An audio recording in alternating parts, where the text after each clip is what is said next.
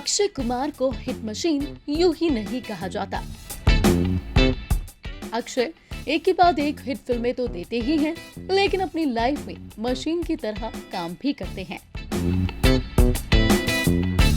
अब हाल फिलहाल की ही बात ले लीजिए। इस समय अक्षय बॉलीवुड के ऐसे इकलौते एक्टर हैं जिनके पास फिल्में ही फिल्में हैं। एक खत्म करते हैं तो दूसरी उससे पहले ही शुरू हो जाती है।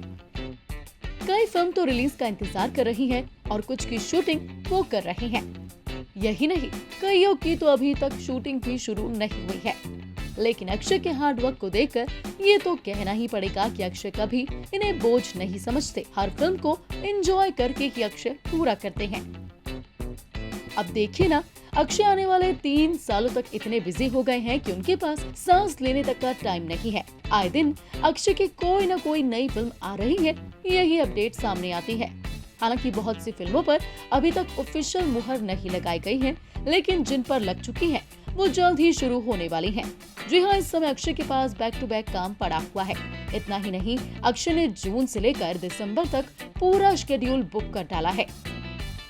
21 जून को जहां उन्होंने आनंद एल राय की रक्षाबंधन की शूटिंग शुरू की, वहीं 23 जून आते आते उन्होंने यशराज बैनर की पृथ्वीराज की शूटिंग कंप्लीट कर ली है। इस बात की कंफर्मेशन अक्षय के करीबियों ने दैनिक भास्कर को दी है। उन्होंने ये भी बताया कि फिल्म के पोस्ट प्रोडक्शन का काम भी बहुत हद तक पूरा हो चुका है। फिल्म की एडिटिंग पूरी हो चुकी है, वीएफएक्स वाले हिस्से बस पूरे किए जा रहे हैं।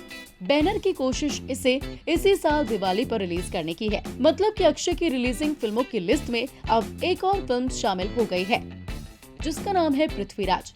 वहीं आपको बता दें कि सेट पर मौजूद क्रू मेंबर्स ने दैनिक भास्कर को इस बारे में बताया है कि अक्षय कुमार ने वीएफएक्स के मद्देनजर बोल्ट ऑन ट्रैक शेड्यूल पूरा किया। उन्होंने 11 जून से ही इसकी खातिर शूट रिज्यूम कर लिया था। ज्यादातर शूटिंग स्टूडियो में की गई है। एक दिन का शेड्यूल फिल्म सिटी के हेलीपैड पर था। तकनीकी तौर पर बोल्ट शूट उस सिचुएशन में यूज होता है जब असल एक्टर किसी कारणवश सेट पर ना हो। चूँकि 18 जून से अक्षय कुमार रक्षाबंधन की तैयारियों में जुट रहे थे, ऐसे में 11 जून के बाद 3 से 4 दिन उनके शॉट ले लिए गए। उसके बाद बोल्ट शूट के जरिए 23 जून तक उनके सीन फिल्माए गए।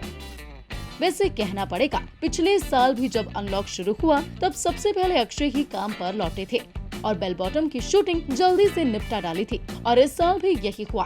पृथ्वीराज के सेट पर पहुंचते ही अक्षय ने ज्यादा दिन न लेते हुए इसे पूरा कर डाला। इस समय अक्षय रक्षाबंधन की शूटिंग कर रहे हैं।